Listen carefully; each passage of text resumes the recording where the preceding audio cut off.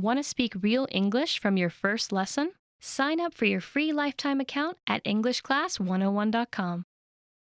Begin! All right, welcome back to Weekly Words. My name is Alicia, and today we're going to talk about famous American dishes. Let's begin. I'm guessing this is not going to be about ceramics. Ooh, Philly cheesesteak. Man, I'm really hungry. Okay, Philly cheesesteak, it's a sandwich, but there's pieces of steak and there's cheese melted on top of it. It's a fairly simple concept, really. It's just a hot sandwich, but it's steak and cheese, and it's so good. Philly is short for Philadelphia, where this sandwich is very popular. In a sentence, if you go to Philadelphia, make sure you try a Philly cheesesteak. Buffalo wings. Buffalo wings, not made from actual buffalo. Buffalo wings are actually just chicken wings, but they're really spicy. I wonder why we call them buffalo wings. Is it because of this type of sauce? Anyway, it's just a spicy chicken wing, and you can dip them in like ranch dressing. You can have them with vegetables, whatever. They're very popular food at bars, sports bars. In a sentence, buffalo wings are my favorite thing to eat while I watch the football game. Next is a BLT. BLT stands for bacon, lettuce, tomato. This is a very popular type of sandwich. Maybe you can guess the ingredients based on the name. It's just a delicious sandwich. Sometimes people will put a few more things on, like maybe mayonnaise, mustard, I don't know, chicken. Who knows? Whatever, the sky is the limit. Go crazy with your BLT. Add a few more letters in there. In a sentence, the BLT is one of my favorite sandwiches. Hush puppies. Oh man, you're killing me with the food. Hush puppies. A savory food made from cornmeal batter that is deep fried or baked, rolled into a ball, or maybe it's a different shape. I'm gonna try this very soon, I think. This sounds delicious. Hush puppies are a great side dish for clam chowder. Maybe. Find out. Leave us a comment. Guest. I don't have really an experience with Southern food. I'm not from the South, but he's not going to be on camera, but you're going to hear his voice. Keith has joined us to explain the magic of hush puppies. What are hush puppies? They're just little fried balls of dough that you have as a side dish, usually with seafood, I seem to find. Like, are they good with clam chowder? I usually had it with fried fish. Oh, fried fish? Yes. Ah. In replacement of fries, sometimes with seafood. Ah, fish and chips, but those are the chips. And do you know why they're called hush puppies? Why? Because when they made them, the dogs were barking because, they wanted to eat some fish that were frying up. They made these little fried balls to give the dogs to get them to be quiet. Is that a real story? I hope it's true. I think that's a great story if that's actually true. I didn't do any research. I heard that as a kid. Okay. What if the children are the puppies? That could be it too. What if we're the ones that are just making all the noise? They're like, Mom, when's dinner gonna be ready? And they're like, here, eat this ball. Grits. Grits is a Southern food that I have not tried myself, actually. Grits are corn-based. That's about all I know. But there's butter on top of it. So it's essentially just like corn-based and butter. Seems. In a sentence, I like to eat grits every morning for breakfast. I'm aware of grits.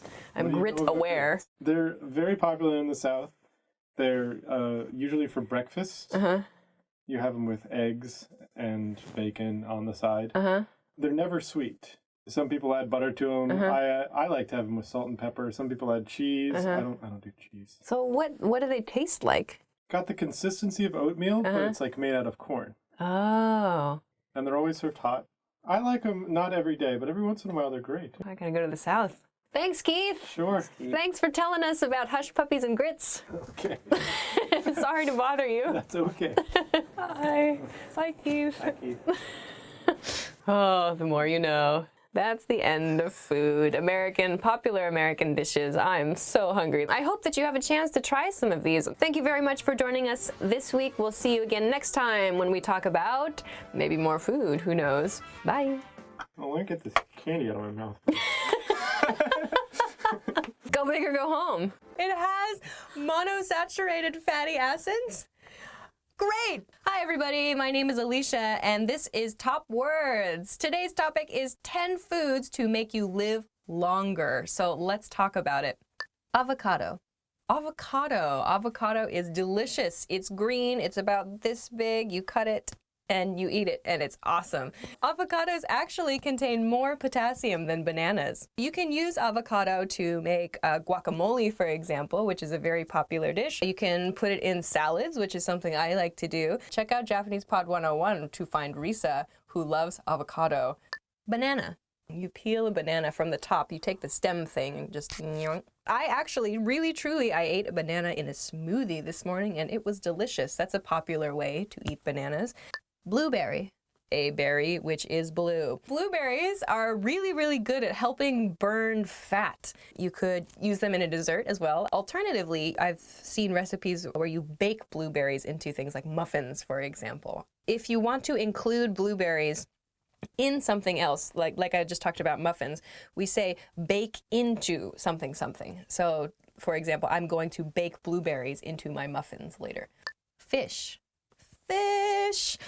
Fish. I'm all about the fish. Let's talk about you and me and fish. So fish are high in omega-3 fatty acids, so it's a very, very popular health food. They're rich in good fats. They also have a lot of protein in them. And additionally, they're delicious. Fish cooking tips. Fish cooking tips. Let's go. Garlic. Garlic. Oh, garlic is very important if you're very worried about vampires. Vampires on a medical site. Garlic is delicious. Garlic is used in a lot of different foods. You can slice garlic, or you can make it even smaller, which is to mince garlic. So it's these tiny, tiny little pieces that are cut even further from a sliced piece. That's called to mince. Green tea. Green tea. Green tea is excellent. Green tea is so delicious. One of the effects of green tea is supposedly to help protect cells in your body from damage and thereby reducing the effects of aging and breaking down in the body. It's a fairly healthy way to get caffeine if you're a caffeine drinker. Macadamia nut. Next is macadamia nut. Macadamia nuts are delicious. I feel that they are often used in Hawaiian cuisine a lot. We have the noun a snack, something that you can eat just between meals if you like. But we also can use it as a verb, to snack on blah, blah, blah. So I like to snack on macadamia nuts after lunch, for example. Oatmeal. Oatmeal is the next food on our list. There are a lot of different kinds of oatmeal, actually. It's rich in fiber. Fiber is known for helping food pass through the digestive system more smoothly. So oatmeal can be beneficial for that. A lot of people like to eat oatmeal for breakfast in the morning. You can eat it hot or you can eat it cold, whatever you like to do. My boss also eats just plain oatmeal and water for lunch. Oatmeal is very popular with raisins as well. The two seem to complement each other nicely. Red wine. So the next word, the next drink on this list is red wine. Yes, it's an alcohol. Red wine is said to be beneficial to your health because it is high in antioxidants. So antioxidants protect the lining of blood vessels and your heart. So ingesting moderate amounts of red wine is said to be good for you, or can have positive effects on the body. I drink red wine when I'm out with my friends usually, though maybe sometimes I have a glass at home. Tofu. It's a really popular source of protein for people who are vegetarians or vegans. I'm like super into tofu. Like the last week and a half, I have been eating so much tofu. I'm loving it. Usually if you buy tofu, it comes in a package and there's water inside it to keep the tofu moist until you're about to cook it. So you have to drain the water from the tofu, and usually I wrap mine in paper towels and then put a heavy bowl on top of it to squeeze out the excess moisture before I use it. That's the end of 10 foods that will help you to live longer. So I hope that you picked up a few new cooking vocabulary words, cooking and food related vocabulary words. If you have a favorite food that you think is really, really good, or if you know of some other foods that may be beneficial for your health, please share them in a comment. If you enjoyed this video, also please, please, please make sure to subscribe to our channel so that you don't miss more information as it becomes available. Thanks very much for watching this episode, and we will see you again soon. Bye. Yeah. I don't open avocados. Open avocados. Wow. This and to open to open your banana. Why? Oh my god, it was so delicious. So I made cream cheese with tofu. Oh my god, Becky, look at her tofu. Like seriously. 10 fjords that will kill you faster. Hi everybody, my name is Alicia. Welcome back to Top Words. Today we're going to be talking about 10 foods that will kill you faster. Oh, bacon. Bacon. Bacon is delicious. It's usually thin or maybe slightly thicker strips of pork meat that you typically fry or you can bake. Salt and fat. I eat bacon maybe once a month these days. Candy.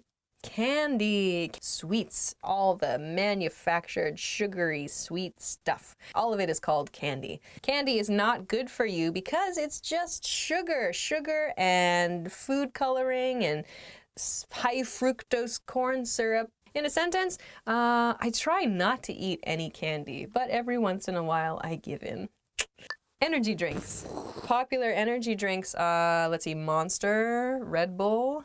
Energy drinks are bad because of the caffeine, for one, large amounts of caffeine, large amounts of sugar, often food coloring, and so on. Try to limit your consumption of energy drinks. Too much can be very damaging to your health. Frozen meals.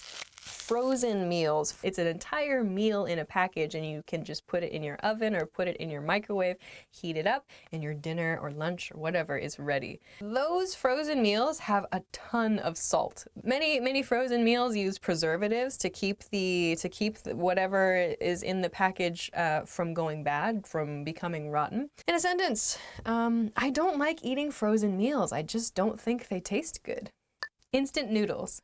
Instant noodles! Instant noodles! Cup ramen is a very, very popular brand of instant noodles. All you need to do is pour hot water over the dried noodles, and there's usually some kind of flavor pack. They're very, very cheap, and it's filling. So in a sentence, when I was in college, I ate instant noodles every day, and I felt terrible. That's not true. Margarine.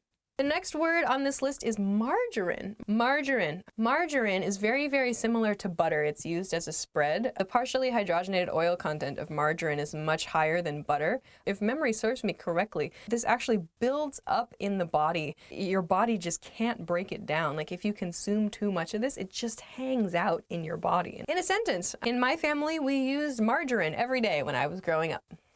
Microwave popcorn.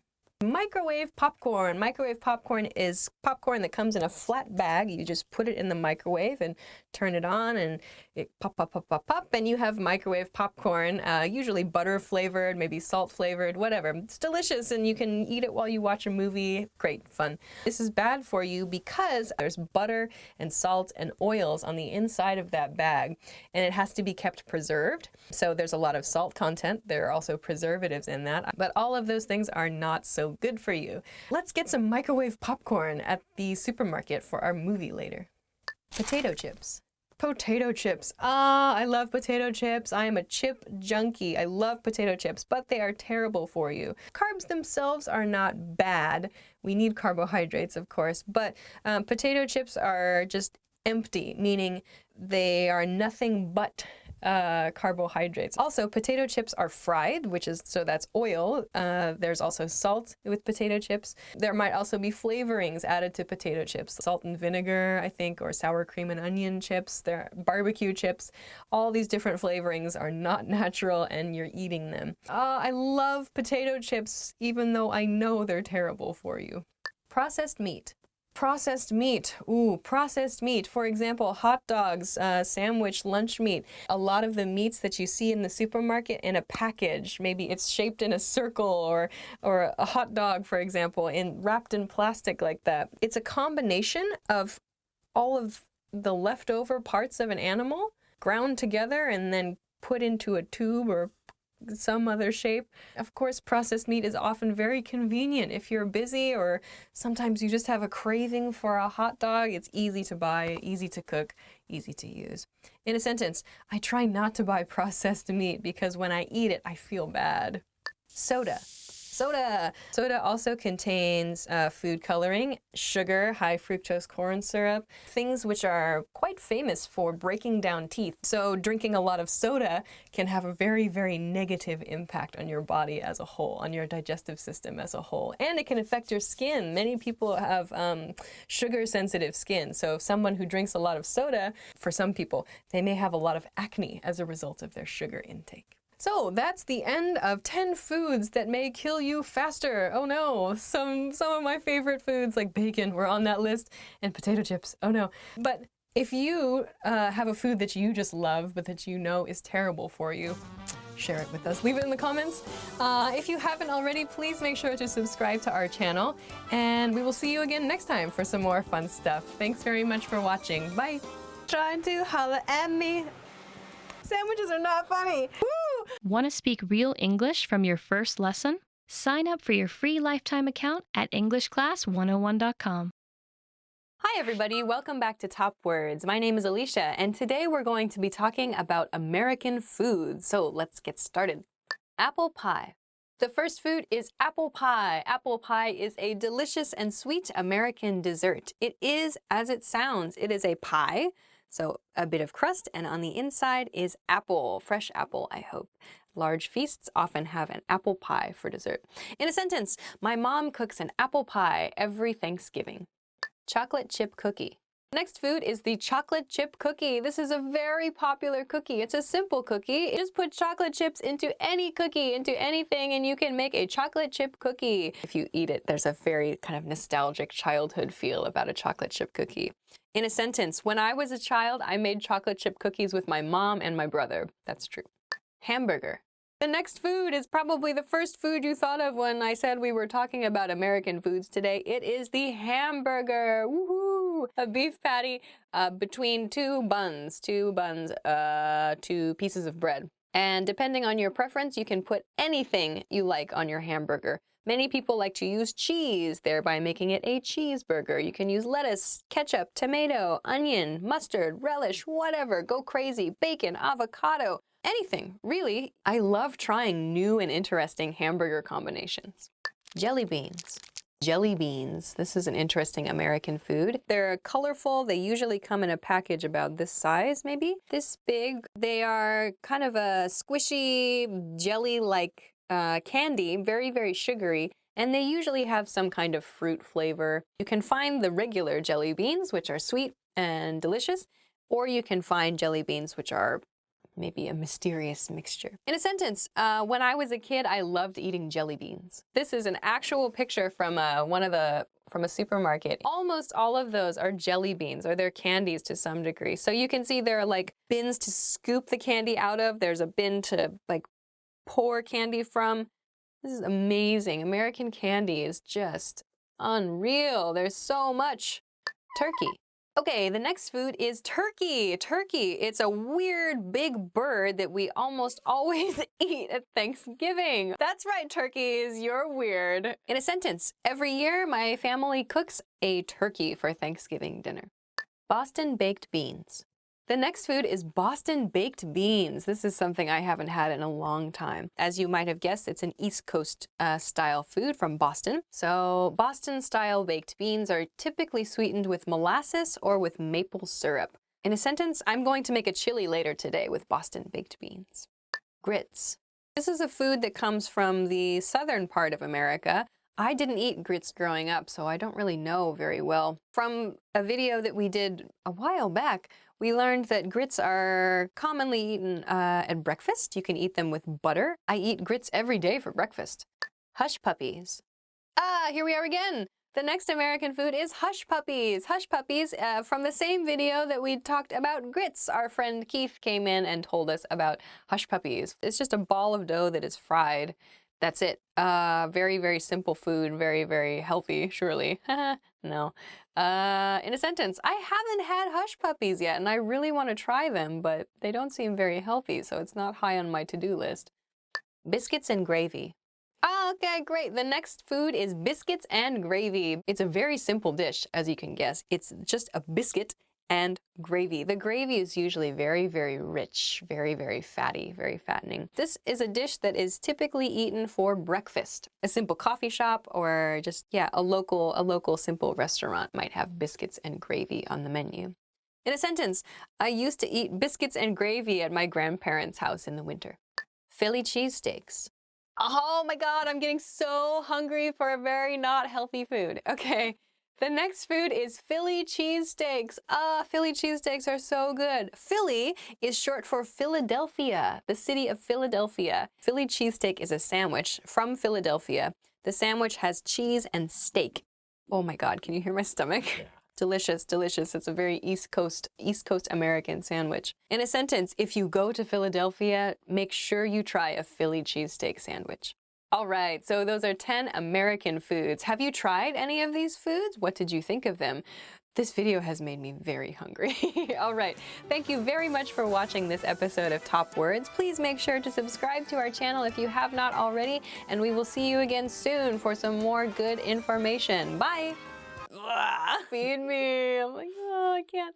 Hi there, and welcome back to Weekly Words. My name is Alicia, and today we're going to talk about American pizza. Ooh, this is a good topic. Let's get started. All right, the first type of pizza is New York style pizza. Wow. In my image anyway, even after reading this, is that New York pizza is just really, really big. They're huge slices and people like to fold them in New York.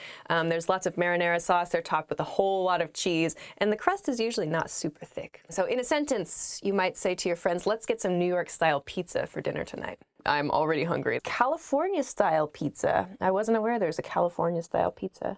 Thai inspired? Really? California-style pizza, this is new to me actually. Apparently, California-style pizza is any pizza that doesn't use traditional pizza ingredients. Traditional pizza ingredients would be marinara sauce, pepperoni, cheese, maybe black olives, the stuff that you find in pizza shops maybe all over the world, I imagine. But California pizza maybe uses, I don't know, chicken, variety of different vegetables, maybe fruits, different cuisines like Thai-inspired pizzas, and so on. Have you checked out that new California-style pizza restaurant? It sounds good. It does sound good. And the next one I know, Chicago-style deep dish pizza. Deep dish, as the name might suggest. The Chicago-style pizza is much thicker than regular pizza. It could be a lot of sauce, it could be a lot of cheese, a lot of whatever topping it is that you choose, but it's just a really thick pizza. So in a sentence, Chicago-style deep dish pizza is excellent with beer. Hawaiian pizza. Hawaiian pizza is, this just refers to the type of toppings. Hawaiian pizza is Canadian bacon, or just ham, and pineapple. This was my brother's favorite style pizza growing up, and I've always hated it. So in a sentence, my brother's favorite pizza was Hawaiian pizza. Maybe it still is. Quad City style pizza. What is that? A thin crusted dough with this, ooh, that sounds good. Quad City style pizza has a thin crusty dough. Then in the sauce, there are red chili flakes and ground cayenne, so it's probably a little spicier than your average pizza. And then the pizza is cut into strips, not squares, not triangles, but long strips. In a sentence, I really want to try Quad City style pizza. End. That's the end. I am very hungry now, and maybe you are too. So go out and see if you can find one of these pizza types and give them a try. Thank you very much for joining us for Weekly Words this week, and I will see you again next time. Bye. Hi there. Welcome back to Weekly Words. My name is Alicia, and today we're going to talk about cooking terms. Hooray. Let's begin. The first word is broil. Broil is a setting on your oven. It means to cook something under very, very high heat. It usually means that only the top heating element in your oven is turned on to very high heat, and it'll get the top of whatever you're cooking very crispy. In a sentence, broil the chicken at 400 degrees Fahrenheit for 10 minutes. You might see that in a recipe somewhere. Okay, the next word is boil. So to boil something means to cook it in very, very hot water. The water gets so hot, or whatever it is you're cooking with, broth, whatever, is so hot that it's bubbling. That's called boiling something. So in a recipe, you might see, bring the soup to a boil and cook for 30 minutes. The next word is mince. Mince means to cut something into very, very small pieces. So you might need to mince garlic, for example, mince carrots, herbs of some kind. In a sentence, include 2 tablespoons of minced garlic in your recipe. All right.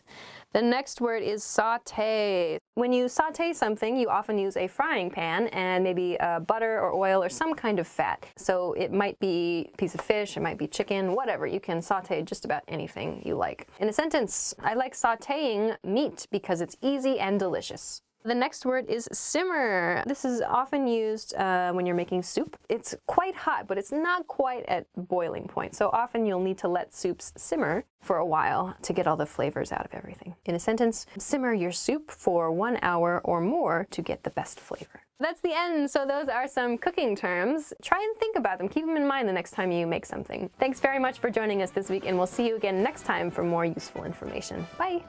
My phone is ringing. Why is my phone ringing? Hi everybody, welcome back to Top Words. My name is Alicia, and today we're going to talk about 10 common food adjectives. So let's go. Salty. The first adjective is salty, salty. So we use salty to describe a food which has a strong salt-ish, salt-like taste. So salt, that white stuff, you might have table salt or kosher salt or sea salt.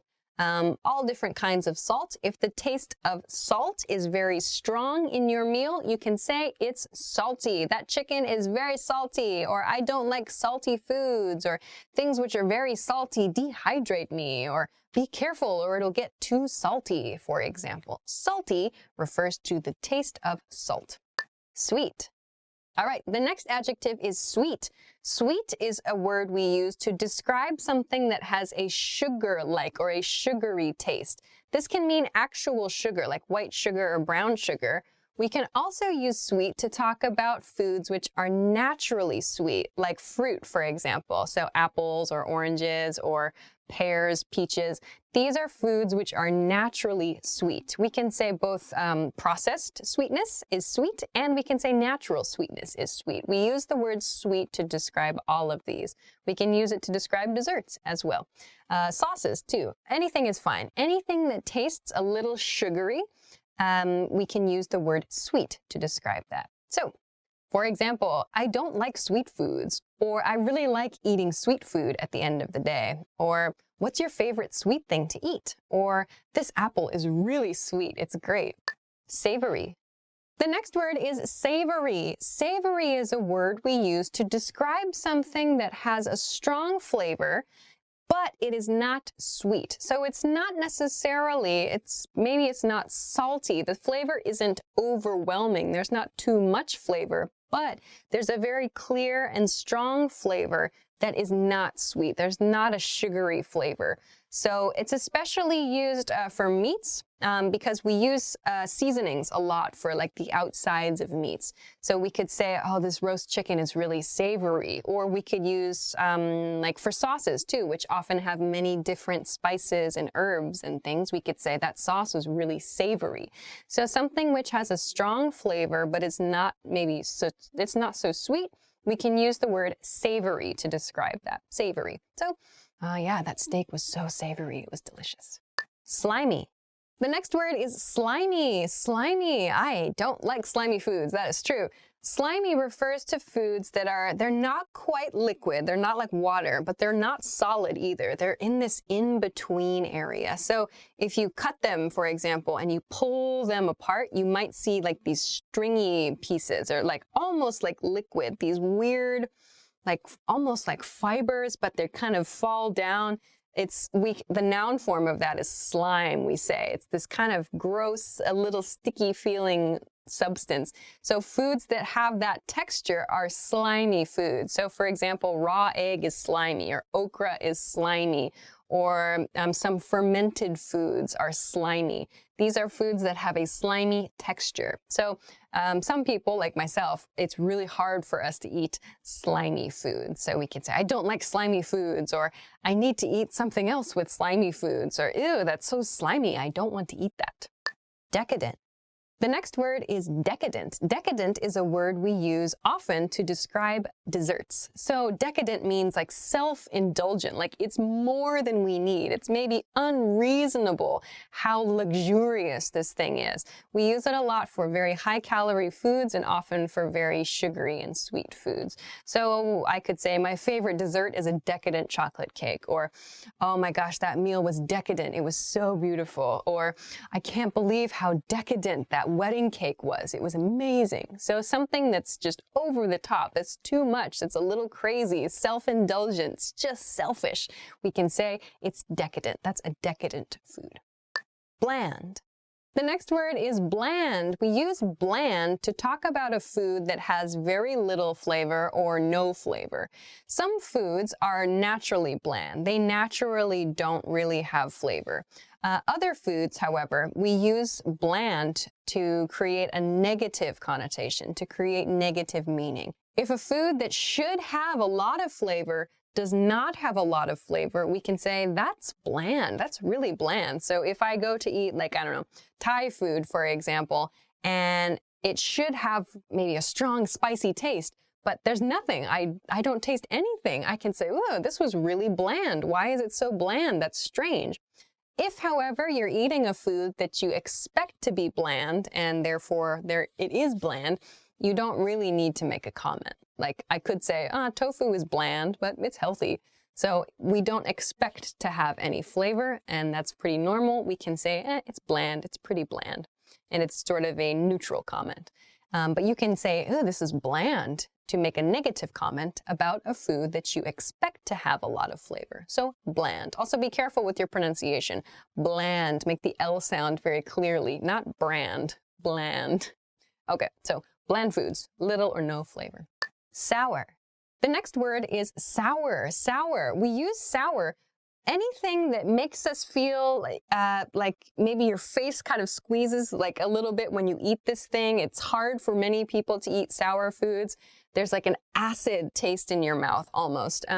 So some people really like sour candy as well, like this very acid plus sweet sort of taste. Many people really like that. But sour foods, for example, are like citrus fruits. So like lemon is very sour, or grapefruit is rather sour.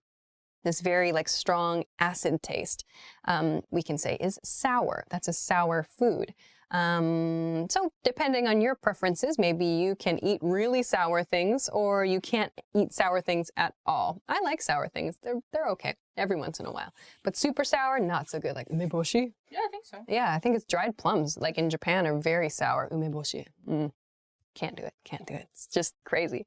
So sour. In a sentence, I have a hard time eating really sour things. Bitter. Okay, the next word is bitter. Bitter. So bitter refers to something that has, like sour, maybe it makes our mouth kind of like squeeze up a little bit. It creates the same feeling in our mouth as sour, but bitter doesn't have that acid feeling. Bitter doesn't feel like that like bright, like citrusy sensation in our mouth. Bitter is sort of like, we feel it more in like the back of our mouth, I feel like. So foods, for example, like spinach, or like maybe bitter beer, like beer with lots and lots of hops is quite bitter, or like burned sugar is extremely bitter. So these have like kind of a deeper flavor to them. Sour has like a very bright acidic flavor. Bitter is kind of like a deep and sort of dark, like kind of almost unpleasant feeling if it's extremely bitter. Bitter foods, yeah, like arugula, I think, is another one. Kale, I think, is also quite bitter. So these are things that are not unpleasant, but that have a strong kind of vegetative taste, I suppose you could say. So bitter. So in an example sentence, many people enjoy drinking very bitter beers these days. Raw. The next word is raw. Raw means uncooked, not cooked at all. Something that is raw has not been exposed to any cooking technique at all. So just as is. So like we can say raw meat or raw chicken or raw vegetables. So no cooking, no preparation, nothing has happened to that food. That's just raw as it is.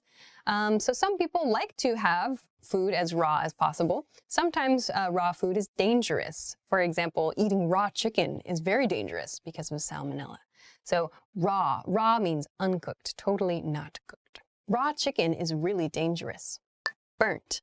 Last word is burnt. Burnt. Burnt means cooked too much. So you put a piece of bread in the toaster, it becomes toast, but it's black, you say it's burnt. Burnt is the adjective form. My toast is burnt. Ew, I don't want to eat burnt cookies. Gross. Or like, burnt popcorn smells terrible. That's a popular one, burnt popcorn, I think. But burnt is the adjective form. Burnt. It's burnt. Ugh, gross. So this one, my steak is burnt. So those are 10 common food adjectives. Are there any other words that you use to talk about food or to describe the food that you like? Let us know in the comments. If you like this video, give us a thumbs up. It's super helpful for us. And make sure to subscribe to the channel if you haven't already. You can check us out at EnglishClass101.com for other words about food and some more things that you can explore as well. Thanks very much for watching this episode of Top Words, and I will see you again soon. Bye! Great work! Here's a reward. Speed up your language learning with our PDF lessons. Get all of our best PDF cheat sheets and ebooks for free. Just click the link in the description.